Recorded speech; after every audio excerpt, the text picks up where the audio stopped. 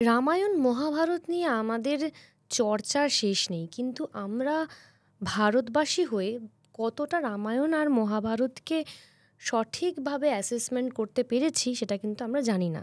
আজকের আলোচনার বিষয়বস্তু রামায়ণ এবং মহাভারতের পেছনে বৈজ্ঞানিক যুক্তি কী এবং তাদের ট্রু ফ্যাক্টস। আমার সঙ্গে এই মুহূর্তে রয়েছে অঞ্জনাভ রায়, যাকে বলা যেতে পারে ইন্ডিয়ান টেক্সট অ্যান্ড কমিউনিকেশনে তাদের সে দিগ্গজ পণ্ডিত। তো তার সঙ্গেই আমরা আজকে এই বিষয় নিয়ে আলোচনা করব। অঞ্জনাভদা, ইন্ডিয়ান টেক্সট অ্যান্ড কমিউনিকেশন নিয়ে তোমার ফিল্মেরও আগে পড়াশোনা, এটা নিয়ে একটু শুনবো। না, মানে ফিল্মের সাথে সম্পর্ক আছে। ব্যাপারটা হচ্ছে, আমি ইন্ডিয়ান টেক্সট অ্যান্ড কমিউনিকেশনে একটা জিনিস খুঁজছিলাম, যে ancient stylisation off screen play, যদি বা ফিল্ম মেকিং না বলি, তো অজন্তা, ইলোরা, ভারতবর্ষের বিভিন্ন মন্দির, খাজুরাহোর মন্দির, তো আমাদের কিন্তু একটা সময় স্টোরি বোর্ডিংয়ের কনসেপ্ট ছিল, যেগুলো মন্দিরের গায়ে আমরা খোদাই করে করে করে করে খোদাই করে করে করে রাখা হতো, এবং তার মধ্যে দিয়ে একটা ন্যারেটিভ, একটা পূর্ণ গল্প বলার চেষ্টা করা হতো। তো এইটাই মানে আমার প্রথম বিষয়বস্তু ছিল, যে মানে স্টোরি বোর্ডিং বা রিল, আর্কিটেকচার রিল, এই কথাটা ভীষণভাবে এখন বিদেশে এটা নিয়ে পড়ানো হয় ওয়েস্টার্ন আর্ট ফর্মে, কারণ ওয়েস্টার্ন আর্ট ফর্ম অনেক বেশি ক্যানভাস, অ্যাবস্ট্রাক্ট, হ্যাঁ, একটা সময় হচ্ছে স্টিল লাইফ, মানে ধর তোর একটা পোর্ট্রেট বা আমার একটা পোর্ট্রেট, এগুলো থেকে আস্তে আস্তে সে অ্যাবস্ট্রাক্টে চলে গেল, কিউবিজমে চলে গেল। হ্যাঁ, কিন্তু ইন্ডিয়া যেটা ছিল, তার একটা গল্প বলার প্রবণতা ছিল। তো সেইখান থেকেই আর কি পড়াশোনা শুরু ইন্ডিয়ান টেক্সট ফেক্স নিয়ে। এবং যেহেতু সিনেমার একটা বিষয় হচ্ছে অভিনয়, তো এই আমাদের ভারতের নাট্যশাস্ত্রের মধ্যে যে অভিনয়, হ্যাঁ, এই অভিনয়টাকে ভারত একটা 5000 বছরের, বা আমি যদি সিনেমার আগে নাটককে ধরি, তাহলে আজ থেকে একটা 5000 বছরের সভ্যতায় থিয়েটার, কারণ আমাদের ঠিক প্রসেনিয়াম স্টাইলে থিয়েটারটা ছিল না। আমাদের একটা, কি বলবো, আমাদের যাত্রাপালা, তামাশা, নটাঙ্কি, সেইখানে ভাস্ট জায়গা, এবং সেইখানে রামায়ণ মহাভারত একটা খুব ইম্পর্টেন্ট রোল প্লে করে। কারণ মানে এই যাত্রাপালা, নটাঙ্কি, তামাশা, এদের একটা মেন সাবজেক্টই কিন্তু রামায়ণ মহাভারত। এবার প্রথম যে প্রশ্নটায় আমি আসি, কারণ মেন জায়গাটাই আগে আমি ঢুকি, তো সেটা হচ্ছে একদিন অঞ্জনাভদার সাথে ফোনে কথা বলতে বলতে এই 1 ঘন্টা আমি যা শুনেছিলাম আমি ছিটকে গেছিলাম। তখন আমি অঞ্জনাভদাকে বলেছিলাম, অঞ্জনাভদা, এটা নিয়ে একটা দারুণ পডকাস্ট হবে। এটা হচ্ছে প্রত্যেকটা এপিসোডে রামায়ণের একটা আলাদা এপিসোড হয়, মহাভারত নিয়ে কথা বলে তার একটা আলাদা এপিসোড হয়, কিন্তু রামায়ণ মহাভারত নিয়ে আজকে আমরা একসঙ্গে কেন কথা বলবো সেটার কারণ তো আছেই। তো আমি একেবারে প্রশ্ন সাজিয়ে নিয়ে এসেছি তোমার কাছে, তোমার আলোচনা থেকেই। আচ্ছা, ঠিক আছে।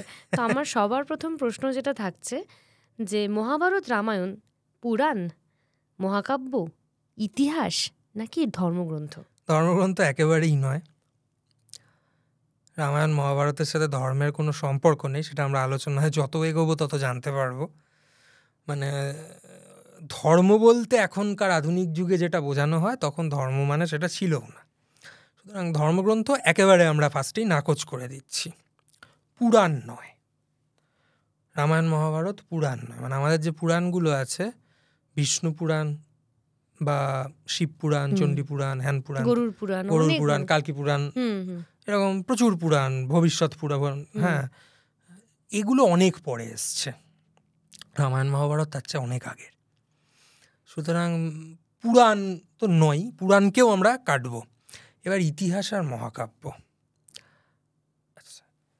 ব্যাপারটা হচ্ছে, মহাকাব্য শব্দটা না অনেক পরে আমাদের ভারতীয় ভাষায় অ্যাড হয়েছে। আমি যদি এটাকে এপিক ধরি, তাহলে আমাকে একটা জিনিস জানতে হবে, যে এপিক শব্দটা এসছে গ্রিক শব্দ ইপস থেকে। তো ইপস মানে হচ্ছে ন্যারেটিভ, আবার ইপস মানে একটা লিরিক্যাল গানের মতো, মানে যেটাকে একটা পাঠ করা হয়, হ্যাঁ, একটা। তো এটা একটা লিরিক্যাল ন্যারেটিভ তো বটেই। এবার রামায়ণ মহাভারত যখন শুরু হয়, সে আদিকবি বাল্মীকি হোক বা বেদব্যাসী হোক, তারা কিন্তু এটাকে ইতিহাসই বলেছে, অন্য কিছু বলেনি। মুশকিলটা যেটা হয়ে গেছে, কবিদের হাতে ইতিহাস লিখতে দিয়ে একটু ঘেঁটে গেছে। হ্যাঁ, মানে রামায়ণ মহাভারত ইতিহাস, মানে ভারতবর্ষে এরকম ঘটনা ঘটেছিল, মানে সত্যি রামায়ণ মহাভারত ঘটেছিল। হ্যাঁ ঘটেছিল। কারণ রামায়ণ মহাভারত যদি না ঘটে থাকে বলে, প্রথমে একটা আমি কথা খুব বলি, যে সমস্ত আস্তিকেরা রামায়ণ মহাভারত পড়ে না কিন্তু রোজ প্রণাম করে, তারা যেমন ভুল, আবার যে নাস্তিকেরা বলে এটা ফিকশন, তারাও ভুল। তুমিও তো নাস্তিক। আমি নাস্তিক, জানি। আমরা আস্তিক নাস্তিকের আলোচনাটা একটু পরে আসছি, কারণ আস্তিক আর নাস্তিক আসলে মুদ্রার এপিট আর ওপিট, এই কথা দুটোর কোনো মানে হয় না। আচ্ছা, কিন্তু যে জায়গাটা আমি বলছিলাম, যে এই যে একটা মহাকাব্য, এই মহাকাব্যগুলো যখন লেখা হচ্ছে, এই ঘটনাগুলো ঘটেছিল, এবং ঘটেছিল বলেই, যদি আমি ধরে নিই এগুলো ঘটেনি,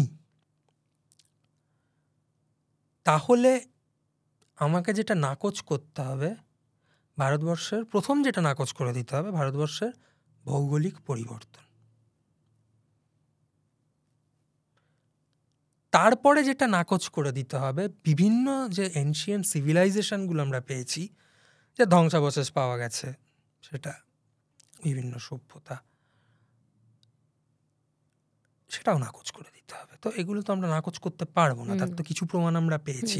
এবার এগুলোর সাথে রামায়ণ মহাভারত ইন্টারকানেক্টেড কিভাবে ছিল, সেইটা আমাদেরকে খুঁজে খুঁজে বার করতে হবে, এটাই আমাদের কাজ। কিন্তু মুশকিলটা হয়ে যাচ্ছে যে রামায়ণ মহাভারতকে যেভাবে সিরিয়ালে দেখানো হয় মোটেও সেভাবে ঘটেনি। বা রামায়ণ মহাভারত নিয়ে যেসব মানুষ ভাবে যে মানে আমাদের এখন যা আছে তখনও তাই ছিল, ব্যাপারটা সেটাও না। তখনকার মতো একটা সিভিলাইজেশন ছিল, এখনকার মতো সিভিলাইজেশন আছে, মিক্স করলে হবে না।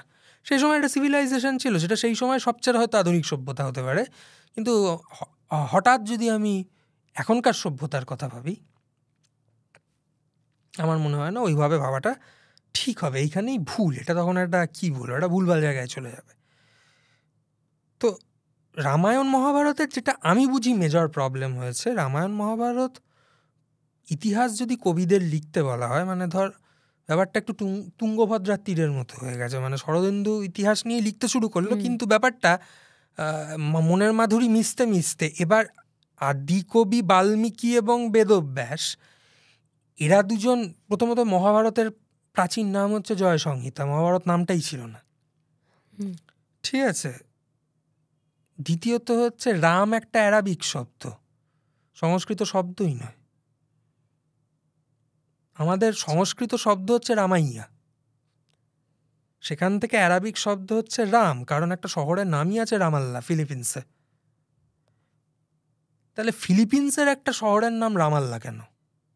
রাম এবং আল্লাহ, আবার আমি যদি আল্লাহ বলি, আল্লাহ শব্দটাও কিন্তু যে অ্যারাবিক শব্দ ঠিকই, কিন্তু এর জন্ম সংস্কৃত থেকে।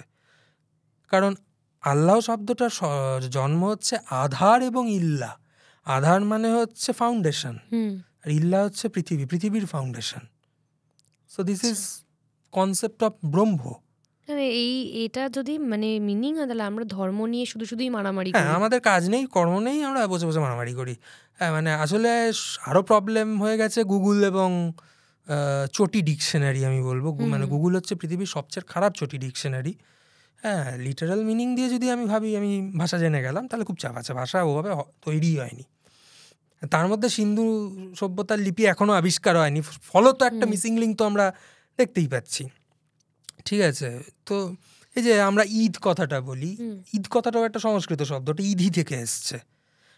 ইধি মানে হচ্ছে একটা রিচুয়ালস, ঠিক আছে। তো সেটা অ্যারাবিকে ট্রান্সফর্ম হয়েছে। আবার আমাদের সংস্কৃতের শব্দটা হচ্ছে রামাইয়া, ঠিক আছে, এবার রামাইয়া থেকে যখন রাম হলো, দ্যাটস অ্যান অ্যারাবিক শব্দ, যে শব্দটার মানে হচ্ছে উত্তম। আমরা কিন্তু রামকে মর্যাদা পুরুষোত্তম বলি, ঠিক আছে। রাম মানে উচ্চ, আবার রাম মানে সুন্দর। হ্যাঁ, তো এইটা হচ্ছে ব্যাপার। হ্যাঁ, তো ফলত যেটা আমাদের মেজর প্রবলেম হয়েছে প্রাচ্যের যেটা মেজর প্রবলেম হয়েছে, বহু ভাষায় বহুভাবে ট্রান্সলেশন মহাকাব্যগুলোর। মানে আমি একটা ছোট্ট উদাহরণ দিই, তাহলে তুই বুঝে যাবি ট্রান্সলেশনের গণ্ডগোল। হনুমান যখন লঙ্কায় গিয়ে তাণ্ডব করছে অশোক বাটিকাতে, তখন কৃত্তিবাস ওঝা, যিনি আমাদের বাংলায় রামায়ণ লিখছেন, তিনি লিখছেন হুপ করে কপিলাফায় কুমড়োর চালে। এবার মজার ব্যাপারটা হচ্ছে যে লঙ্কা একটা প্রচণ্ড উন্নত সিভিলাইজেশন, সেখানে গ্রাম বাংলার কুমড়োর চাল কোত্থেকে পেল কে? যে যখন ট্রান্সলেশন করেছে তার মনের মাধুরী মিশিয়ে দিয়ে যেটা গন্ডগোল করেছে, ইতিহাসটা একেবারেই চাপা পড়ে গেছে, ব্যাপারটা মহাকাব্য হয়ে থেকে গেছে। এইটা আমাদের প্রথমত বুঝতে হবে, কারণ আমাদের আগে বুঝতে হবে এই ইন্ডিয়ান সাবকন্টিনেন্টালে এত ভাষার এত রকম, মানে যে সংস্কৃত ভাষাটা আজকে পড়ানো হয় সেটা রামায়ণ মহাভারতের যুগে সংস্কৃত ভাষাই নয়। তো এই এত রকমের পরিবর্তন এবং ট্রান্সলেশন, এটা কিন্তু একটা ম্যাসিভ কারণ যে একটা ইতিহাসটা ধীরে ধীরে চাপা পড়েছে, মানে বিশ্বাসযোগ্যতা কমে যাচ্ছে, এটা ধর্মগ্রন্থ হয়ে যাচ্ছে আলটিমেটলি। ঠিক। এই প্রসঙ্গে একটা কথা বলছি, যেটা হচ্ছে যে আমাদের ছোটবেলা থেকেই রামায়ণ মহাভারতে কমিক হিসেবে পড়ানো হয়, বা আমরা বিভিন্ন আমাদের যে পাঠ্য বইতেও বিভিন্ন রকম কবিতা পড়েছি, বিভীষণের প্রতি ইন্দ্রজিৎ, বা এরকম বিভিন্ন অনেক ধরনের। বিভীষণের প্রতি ইন্দ্রজিৎ হচ্ছে এর লেখা, আমাদের মাইকেল মধুসূদন দত্ত, মেঘনাথপাল। হ্যাঁ, মানে আমাদের যাই হোক, আমাদের ছোট থেকে বড়দের পাঠ্যক্রমে রামায়ণ মহাভারত থাকে, কিন্তু রামায়ণ মহাভারত কি ছোটদের পাঠ্যক্রমের মানে যোগ্য? তাহলে মহাভারতের একটা ঘটনা পড়ি আমরা। শকুন্তলার নাম জানি। শকুন্তলা কে ছিল? এই দুর্যোধনের বংশের ভরত, যে রাজা চক্রবর্তী সম্রাট, ভরতেরই তো সব শান্তনু ভরতবংশী, ওরা শান্তনু, দুর্যোধন, পাণ্ডু, ধৃতরাষ্ট্র, এটা সব ভরতবংশী। এবারে শকুন্তলার জন্মের একটা, মানে মহাভারতের আদি পর্বে একটা ঘটনা আছে, এটা বলি, তুই বিচার কর যে এটা ছোটদের পড়ানো যায় কিনা, একদম ছোটদের। তো বিশ্বামিত্র মুনি তপস্যা করছেন, তার তপস্যার তেজে ইন্দ্রের সভা গেছে টলে। এবার ইন্দ্র মেনকাকে পাঠালো, অপ্সরা, ধ্যানভঙ্গ করার জন্য। এবার বর্ণনাটা কি আছে শোন, এইটা শোন। হ্যাঁ, মানে কেন আমি বলেছি সিরিয়াল ইন্টারপ্রিটেশন দিয়ে হবে না। বর্ণনাটা হচ্ছে, মেনকা এলো, সে লেখা আছে যে লাস্যাং রূপী, মানে লাস্যতার সাথে নাচ শুরু করলো, এবং বায়ুদেব সূক্ষ্ম দেহে মেনকার বস্ত্র হরণ করল। এবার বিবস্ত্র মেনকাকে দেখে বিশ্বামিত্র তার সাথে সঙ্গম করল। তাদের যে সন্তান হলো, সেই সন্তানকে মেনকা নদীর জলে ভাসিয়ে দিল, এবং সেই ভেলা ভাসতে ভাসতে কর্ণমুনির আশ্রমে সেই বাচ্চা গেল, দিয়ে সেখানেই তার সাথে দুষ্মন্তের দেখা, হেনা তেনা। এবার সে যখন যাচ্ছে জঙ্গলের মধ্যে দিয়ে, নদীর মধ্যে দিয়ে, শকুন্ত বা পাখি তাকে ছায়া দিতে দিতে নিয়ে গেছিল, সেই জন্য তার নাম হয়েছিল শকুন্তলা। তো তুই বল, এটা বাচ্চাদের পড়াতে পারবি তো? এইভাবে এইরকম গল্প তো আমরা সত্যিই জানি না। হ্যাঁ, মানে খুব। তারপর তুই যদি মহাভারতের যুদ্ধ বা রামায়ণের যুদ্ধের বর্ণনা পড়িস, শুনবি ওখানে পরিষ্কার লেখা আছে, যখন সবাই যুদ্ধক্ষেত্রে যাচ্ছে, যিনি মানে তাঁবু খাটাবে, ক্যাম্প হবে, যুদ্ধ হবে, ধুমধাম পড়বে, সব অস্ত্র, সেখানে কিন্তু বেশ্যাদের নিয়ে যাওয়া হতো।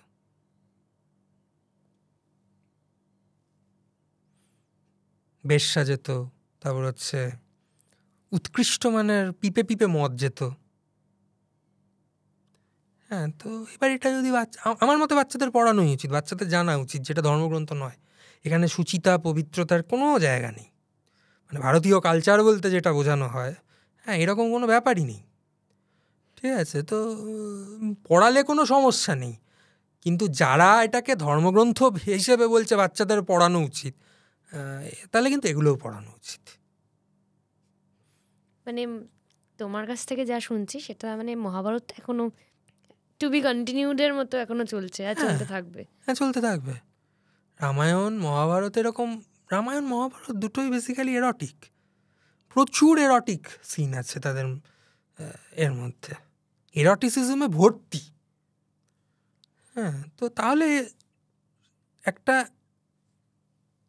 আমি কেন একটা মহাকাব্যকে জোর করে তার জায়গাগুলোকে কেটে কুটে বাদ দিয়ে মানে সেটাকে একটা মানে কেন, আমার তো দরকার নেই এটাকে জোর করে একটা কিছু পবিত্র গ্রন্থ বানানোর।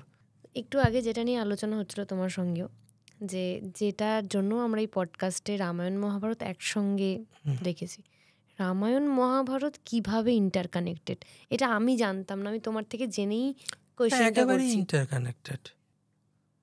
রামায়ণ মহাভারত এতটাই ইন্টারকানেক্টেড, মানে বিষ্ণুর সব- অবতার মানে সপ্তম না না না না, এগুলো বাদ দিয়ে বলছি। বিষ্ণুটা না, আমি একটা কথা বলি, বিষ্ণুর অবতার বলেছে ঠিকই, কিন্তু বিষ্ণু পুরাণ মতে বিষ্ণু যা, রামায়ণ মহাভারতে বিষ্ণু কিন্তু তা নয়। আচ্ছা। ঠিক আছে, মানে রামায়ণ মহাভারতে যে বিষ্ণুর কথা বলা হয়েছে বা আমরা যাকে নারায়ণ বলি, তিনি হচ্ছেন নরের আশ্রয়। অয়ন শব্দটাকে দুভাবে ব্যবহার করা যায়, একটা যাত্রা আর একটা আশ্রয়। তো সেইভাবে বিষ্ণুকে দেখানো হয়েছে। হ্যাঁ, তো এবার ইন্টারকানেক্টেড কোথায় রামায়ণ মহাভারত? রামায়ণ মহাভারত শুধু নিজেদের মধ্যে ইন্টারকানেকশন নেই, রামায়ণ মহাভারতের সাথে বহু কিছুর ইন্টারকানেকশন আছে। যেমন ধরা যাক, রাম যখন যে পথে, মানে এগুলো আসলে আমাদের পড়ানো হয় না বলেই মুশকিল। রাম ধর হাম্পি, বিজয়নগর, এই মানে বিজয়নগর, হাম্পি, এই হাম্পি অ্যাকচুয়ালি কিষ্কিন্ধা, হাম্পি ডাইনেস্টি, তুঙ্গভদ্রার তীরে যে হাম্পি ডাইনেস্টি সেটাই কিষ্কিন্ধা। ঠিক আছে, তারপর মহাভারতে ভীমের সাথে হনুমানের দেখা হয়েছিল, তারপর অর্জুনের রথে কপিধ্বজ ছিল। ঠিক আছে, তারপর হচ্ছে সবথেকে বড় ইন্টারকানেকশন আমি বলি যে রাম যখন অশ্বত্থামাহত ইতিগজ হয়, এবং ইতিগজটা সাইলেন্টলি বলার জন্য অনেকে আবার বলে ওই সময় নাকি কৃষ্ণ শঙ্খ বাজিয়েছিল, মোটেও কোনো শঙ্খ বাজায়নি, কারণ এটা জোর করে যুধিষ্ঠিরকে ধর্মরাজ প্রমাণ করার জন্য, মানে যুধিষ্ঠির অত্যন্ত মানে একটা ভুলভাল ক্যারেক্টার ছিল। হ্যাঁ, তো এবার ব্যাপারটা হচ্ছে যে ওই যে যখন অশ্বত্থামাহত আস্তে করে বলল, এবং যেটা বলা হয় হচ্ছে যুধিষ্ঠিরের রথের চাকা কখন, এটা আমরা পাবো হচ্ছে সত্যজিৎ রায়ের ফেলুদা রয়্যাল বেঙ্গল রহস্যতে, যে এর চাকা, যুধিষ্ঠিরের রথের চাকা কখনো মাটি ছুতো না, সে মাটি ছুল। তো এবার তো কি হলো যে দ্রোণ এই খবরটা শুনে, যেটা লেখা আছে মহাভারতে যে তিনি ব্রহ্মলোকে যাত্রা করলেন, আগে কিন্তু গলা কাটা হয়নি, মানে আগে কত, মানে একটা বয়স্ক পিতা তার ছেলে মারা গেছে এটা শুনে তার মোটামুটি হার্ট ফেল, সে মরেই গেছে, তারপর গিয়ে ধৃষ্টদ্যুম্ন গলা কেটেছিল। তো অর্জুন ভীষণ ভর্ৎসনা মানে ভীষণ অপমান করে যুধিষ্ঠিরকে বলেছিল, বালিকে ছল করে মারার জন্য রামের যেমন কীর্তিহানি হয়েছিল, তোমারও সেইরূপ কীর্তিহানি হল। মানে এটা ভাবার কোনো কারণ নেই, সেই যুগের একজন গ্রেটেস্ট লার্নেড ওয়ারিয়ার সে রামকে খুব ভালো চোখে দেখতো, নইলে এই গালাগালটা দিত না দ্রোণ পর্বে। একটা কথা বলছি, রামায়ণ মহাভারতের যে সময়কাল আমরা দেখেছি, ত্রেতা দাপর, হ্যাঁ, এগুলোকে এখন ভাগ করা হয়েছে, মানে দুটো কি একই না সময়? না, একটু আগে একটু পরে। তারপর আমি বলছি রামায়ণের আগে, রামায়ণটা আমি তোকে বলছি বেসিক্যালি রাহুল সাংকৃত্যায়নের একটা বই আছে ভলগা থেকে গঙ্গা।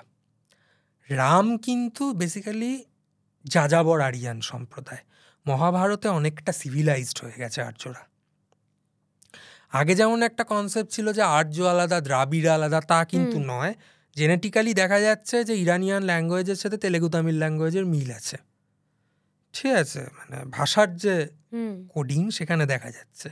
সুতরাং সবাই আরিয়ান। এবার ওয়েদারের জন্য কেউ সাদা থেকে গেছে, কেউ কালো হয়ে গেছে। হ্যাঁ, মানে হিমাচলে গেলে তাদের যে গায়ের রং, তারা রোদ পায় না, ঠান্ডার দেশ, সেই জন্য একটা, বা তোর আমাদের কাশ্মীরের লোকেরা যে চেহারা একটা আফগান, হ্যাঁ, এরা থেকে গেছে ওয়েদারের জন্য। আর যারা সাউথের দিকে চলে গেছে বা আমাদের কোস্টাল এরিয়াতে চলে এসছে, তারা কালো হয়ে গেছে। ঠিক আছে, রাম নিজেই কালো ছিল। হ্যাঁ, সুতরাং এটা নিয়ে ভেবে লাভ নেই। লক্ষণ ফর্সা ছিল, রাম কালো ছিল, একদম কালো ছিল। কিন্তু আমরা সব জায়গায় দেখেছি রাম ফর্সা। না, সেটা তো সিরিয়ালের, মানে আমাদের ভগবান কালো হতে পারে না, এটা উদ্ভট লজিক। হ্যাঁ, মানে কৃষ্ণ কালো ছিল, অর্জুন কালো ছিল, দ্রৌপদী কালো ছিল, কিন্তু দ্রৌপদী কালো ছিল। হ্যাঁ, কৃষ্ণা দ্রৌপদী ওর নাম। কৃষ্ণা মানে কি কালোই ছিল বলে তো? যে মহিলার আগুন থেকে জন্ম হচ্ছে, সে কি করে ফর্সা হতে পারে? যাজ্ঞসেনী দ্রৌপদী তো এই কারণেই বলা হতো কৃষ্ণা দ্রৌপদী, কারণ সে পুরোপুরি ব্ল্যাক ছিল। সীতাকে দেখানো হবে একটা সুন্দরী, কি সুন্দর। সীতা বেসিক্যালি নেপালের মহিলা ছিল, নেপালি দিল দেখতে ছিল। মিথিলে তো নেপাল। হ্যাঁ, আবার বিরাট, উত্তরা, এরা নেপালি ছিল। তাহলে তখন ওটার নাম ছিল মিথিলা, নেপাল। এবার দেখ, নেপাল কিন্তু দু জায়গাতেই পড়ছে। মিথিলার সাথে রামের বিয়ে, মিথিলা কন্যা রামের বিয়ে হচ্ছে না, জনকের কন্যার সাথে, সেটা কিন্তু নেপাল। আবার বিরাট যুদ্ধ হচ্ছে, বিরাট পর্ব হচ্ছে, হ্যাঁ, সেটাও কিন্তু নেপাল। ঠিক আছে, কারণ এবং সবথেকে মজার ব্যাপার হচ্ছে যে পাণ্ডবরা যে অজ্ঞাতবাসে গেছিল, সেটা কিন্তু পশ্চিমবঙ্গের মধ্যে দিয়ে। হ্যাঁ, কারণ পান্ডুয়া বলে একটা জায়গায় আছে যেখানে সমীবৃক্ষে সবকিছু লোকানো ছিল। তো এইটা হচ্ছে ব্যাপার। এবার আরও ইন্টারকানেক্টেড রামায়ণ মহাভারত কীভাবে, এইভাবে তো একটা ইন্টারকানেক্টেড।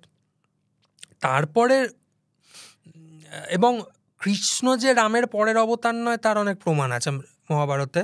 হ্যাঁ, মানে ওইভাবে বিষ্ণু নয়। বিষ্ণু মানে হচ্ছে এখানে সৃষ্টি, যেখান থেকে আমরা বোসন, যে বোসন পার্টিকেল বলা হয়, দ্য ওয়ার্ল্ড পার্টিকেল, সেটা গীতাতে বলা আছে যে দ্য পার্টিকেল, মানে আমিও কিন্তু পার্টিকেল। মানে সেই যুগের মানুষ এইটুকু জানতো আমরা কার্বন দিয়ে তৈরি সবাই, এই ফিজিক্সটুকু তাদের ছিল। হ্যাঁ, মানে উই আর অল, মানে আমাদের বেসিক মৌলটা হচ্ছে কার্বন। তো যাই হোক, সেটা আমি পরে আসছি। এবার রামায়ণের সাথে আরও যেটা মিল, ধর রামায়ণটা হচ্ছে রাক্ষসদের এগেনস্টে। আবার দেখ, মহাভারতে রাক্ষসরা কিন্তু পাণ্ডব এবং কৌরবদের হয়ে লড়েছিল। কৌরবদের পক্ষে রাক্ষস ছিল অলম্বুস, আর আমার পাণ্ডবদের পক্ষে ছিল হচ্ছে আমাদের ঘটোৎকচ। তো এই একটা মিল, মানে রামে আমরা বুঝতে পারছি আর্য অনার্যদের কনফ্লিক্টটা কিন্তু মহাভারতের যুগে খানিকটা কমে এসেছিল। ঠিক আছে, আচ্ছা, তাও রামায়ণের কতদিন পরে মহাভারতের সময়কাল যদি মানে 2000 বছরের গ্যাপ আছে। 2000 বছরের 2000 বছরের গ্যাপ আছে। তার সব থেকে বড় কারণ হচ্ছে, দেখ, এই ব্যাপারটা আসলে খুব মজার। আমি একটু গোড়া থেকে বলি, তাহলে বুঝতে পারবি। অযোধ্যা, ঠিক আছে, এই নামটা আমরা জানি যে এটা রামের জন্মস্থান। আবার রামায়ণে একটা পাহাড়ের নাম পাওয়া যায়, যে পাহাড়টার নাম হচ্ছে উদয়, মানে যে পাহাড়ের ওপর দিয়ে সূর্য উদয় হয়। আবার দেখ, ল্যাটিন আমেরিকার পাহাড়ের নাম অ্যান্ডিজ। অ্যান্ডিজ আর উদয় কিন্তু একই শব্দ। আবার ইনকারা কিন্তু সূর্যের উপাসক ছিল, রাম কিন্তু সূর্যবংশীয় ছিল। হ্যাঁ, মানে অদ্ভুতভাবে ইনকাদের মাইথোলজিতেও 4 ভাই 1 বোনের গল্প পাওয়া যায়। ঠিক আছে, আবার অদ্ভুত, আমাদের দেশের যে মন্দিরের স্ট্রাকচার, যে আমাদের দেশে ম্যাক্সিমাম যত পুরনো মন্দির আছে, ধর 1200 বছর, 1500 বছর, আমি তর্কের খাতিরে 2000 বছর ধরলাম, তারও আগে ইনকা সভ্যতার মাচু পিচুতে যেটুকু পাওয়া গেছে, সেই মন্দিরের স্ট্রাকচার কি করে আমাদের স্ট্রাকচারের সাথে মিলছে?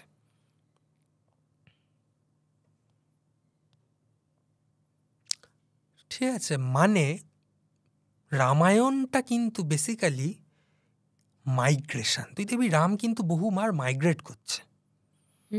আমরা ব্যাপারটাকে একটু ভুলভাল দেখতে শিখেছি যে বাবা কইকেই তাড়িয়ে দিল, ব্যাপারটা সেটা না। ব্যাপারটা হচ্ছে রাম প্রথমে গেল হচ্ছে পঞ্চবটী, তারপর দণ্ডকারণ্য, তারপর শ্রীলঙ্কা। একটা ট্র্যাভেলগ কিন্তু রামায়ণ। হ্যাঁ, তো এবং সেখানে এই যে বানর সম্প্রদায়, আমি জানি অনেক গুরুরা তাদের তামিল কী সব বানিয়ে ফেলেছে, তা নয়। বেসিক্যালি হোমো ইরেক্টাস থেকে হোমো সেপিয়েন্সের যে ট্রান্সফরমেশনটা, হ্যাঁ, সেটা কিন্তু তখন হচ্ছে। ঠিক আছে, মানে মানুষের কক্সিস্টেল ছোট হয়ে আসছে, হ্যাঁ, মানুষ হচ্ছে, এবং যেটা হচ্ছে মানে দেখ মানে, এবং সেই যুগে মানুষ যে বাঁদর মানে এই নট হোমোসেপিয়েন্স প্রজাতির সাথে বিয়ে করতো, প্রেম করতো, তার সব থেকে বড় প্রমাণ হচ্ছে এইচআইভি। কারণ এইচআইভি মানুষের রোগই নয়, এটা শিম্পাঞ্জিদের রোগ।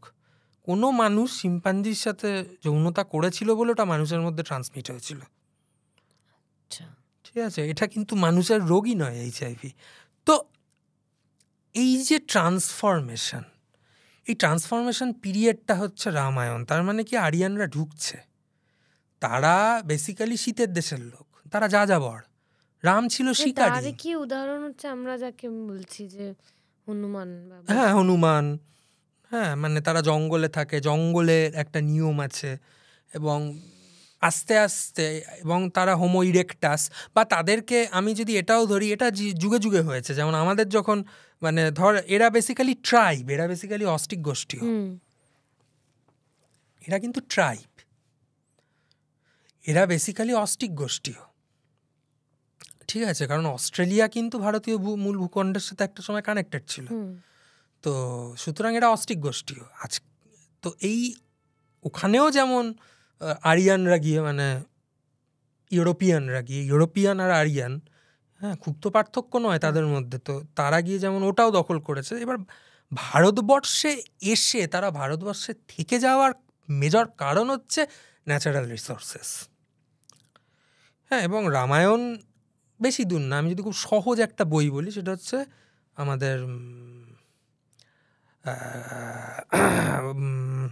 আমাদের রাজশেখর বসুর রামায়ণ পড়লেই তার যে প্রথমের ভূমিকাটা, সেখানে একদম পরিষ্কার লেখা আছে যে রামরা বেসিক্যালি মানে আরিয়ানদের মতো শিকার করতো, এবং রামের খুব ফেভারিট খাবার ছিল হরিণের মাংস।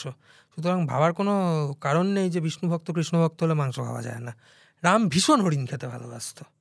হ্যাঁ, এবার এটাও আমি ভাবতে রাজি নই যে লোকটা জঙ্গলের মধ্যে আছে, সে লোকটা সারাদিন ফল খাচ্ছে, হ্যাঁ, এবং তারপর বিষ ফলের রিয়াকশন হয়ে মরে গেল কি না, তার চেয়ে তার মাংস খাওয়াটা অনেক স্টেডি। আমি জানি এই পডকাস্টটা দেখার পর অনেকের গালাগালি কমেন্টে আসবে, বাট ফ্যাক্ট এটাই।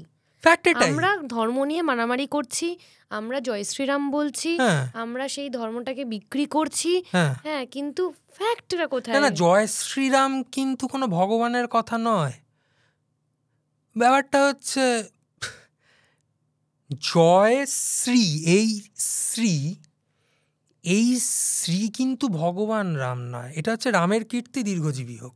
এটা পৃথিবীতে যে কোনো যুদ্ধে যে যার টিমে থাকবে সে এইভাবেই চিৎকার করতে করতে জয়ধ্বনি দিতে, এটা একটা মানে যুদ্ধ করবো আর আমি চিৎকার চেঁচামেচি করবো না, হয় নাকি?